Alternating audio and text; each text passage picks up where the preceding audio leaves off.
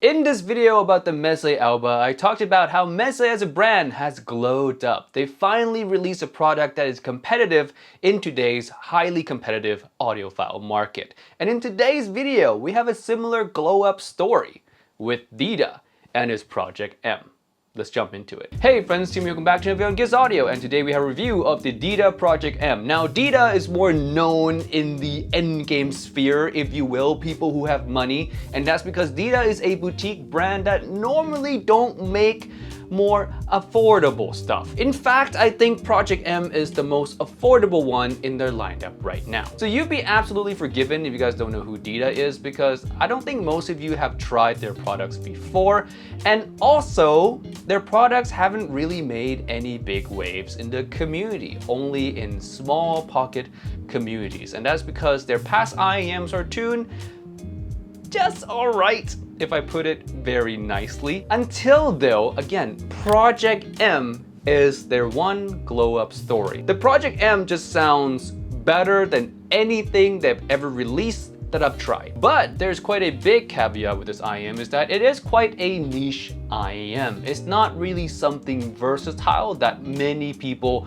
are going to be able to safely buy. It is a treble head IEM. It has a special airy sparkliness and what I would call a heady soundstage wow factor, which I myself enjoy and a lot of treble heads enjoy as well. The mid-range is easy to listen to and natural for the most part. There's no shoutiness, there's no honkiness. The only complaints from me would be about the timbre of mid-range instruments, so vocal timbre, instrument timbres, and if you guys do not know, timbre has to do more with the later parts of the upper mid-range all the way down to the lower treble and upper treble. And since there's just so much treble baked into this, the timbre is not gonna sound organic. It's gonna sound a bit dry, maybe a bit rough, sometimes piercing if you're sensitive to treble. To me, it's not piercing, but I can absolutely see someone who's more sensitive to this area calling it piercing. But one of the other good qualities about this kind of treble elevation is the sense of liveliness and energeticness in instruments and vocals. And a lot of treble heads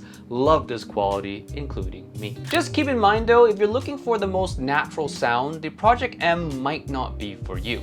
And another group of people who Project M might not be for, it's pretty obvious.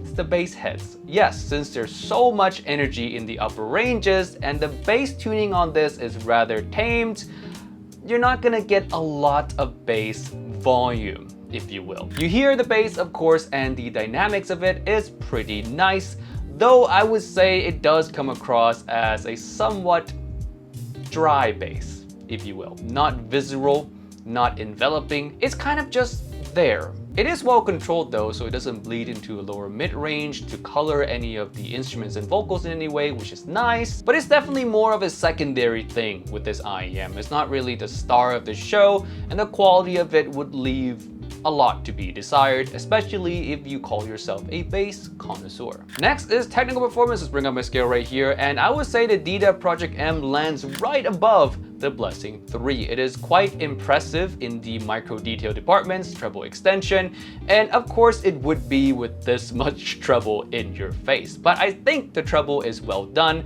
More treble doesn't necessarily mean more technicalities, it's more about how that treble is handled in relationship to the other frequencies. In the case of the Dita Project M, they did it well. Next, we have the comparison with the other stuff around the price point, and the Dita Project M is such a niche IEM that it really doesn't compare with a lot of different IEMs. It's an IEM for treble heads.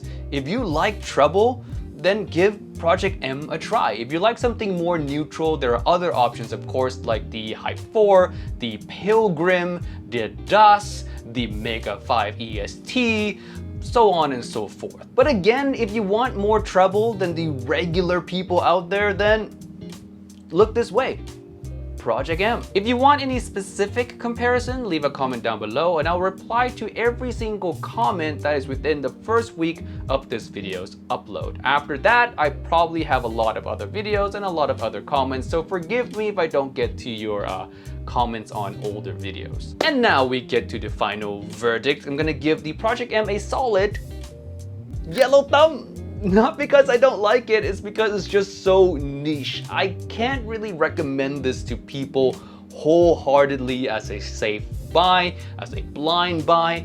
I will say though that everyone should give this IEM a try to see if this kind of heady soundstage, bright signature is for you, especially if you have not tried any signature like this before. You might be surprised how much you end up liking this. So yes, yellow thumb, try it before you buy it. Unless you are a troublehead, then this is probably kind of, I guess, a safe blind buy for you. And with all that being said, thank you so much for watching this video all the way to the end. If you tried Project M before, leave a comment down below. I want to know your experience, and I'll see you guys in the next one. Peace and bye. 君が笑うだけで何でもできる気がする一緒にずっと